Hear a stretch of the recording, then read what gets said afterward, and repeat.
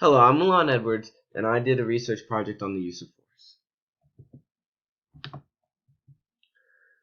I'm interested in studying what factors causes injuries with police encounters.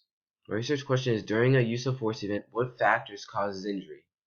I examined the research question through the use of secondary data analysis from the Seattle, Washington.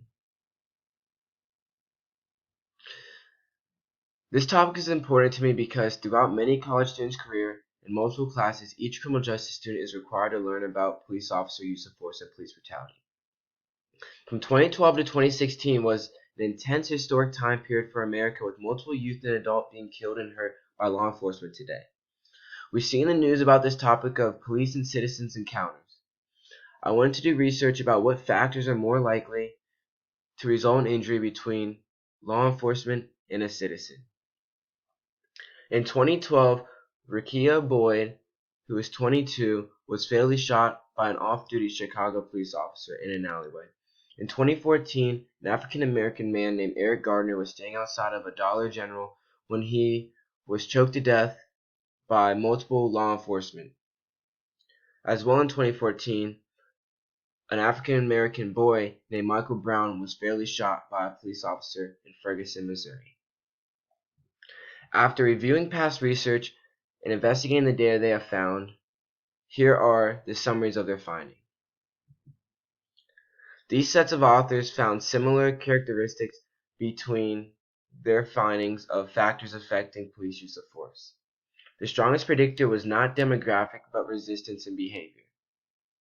Behavior is defined as a suspect in police encounter when the suspect is either acting calm or upset, impaired, or resisting. Female officers are less likely to use force because they are less aggressive in nature and have better communicating skills. Of the incidents of these authors, the suspects' demographics are 17% of the suspects were white, 44.3% of the suspects were black, and 33.4% of the suspects were Latino. 85% of the suspects accounted for were male, 10% were female. Of these demographics, the average age were early adults to middle-aged adults. 52.2% of the officers were white, 13.2% were black, and 30.2% were Latino. 86.6% of the officers were male, while 11% were female. This set of authors found similar findings to the previous ones.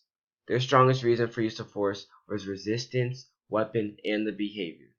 African American officers were more likely to use force. Less experienced officers show more use of force. Older the adult, the less likely to experience use of force towards them. From the incidents, 67.1% of the suspects were black, 60.5% were male, 39.5% were female. The average age was middle-aged adult. 25.5% of the officers were black, 81.8% were male, while 18.2% were female.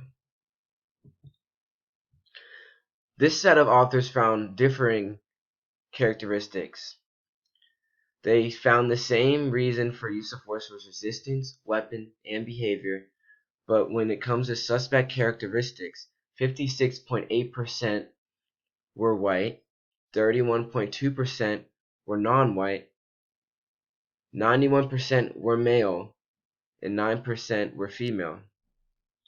The average age, again, was middle-aged adult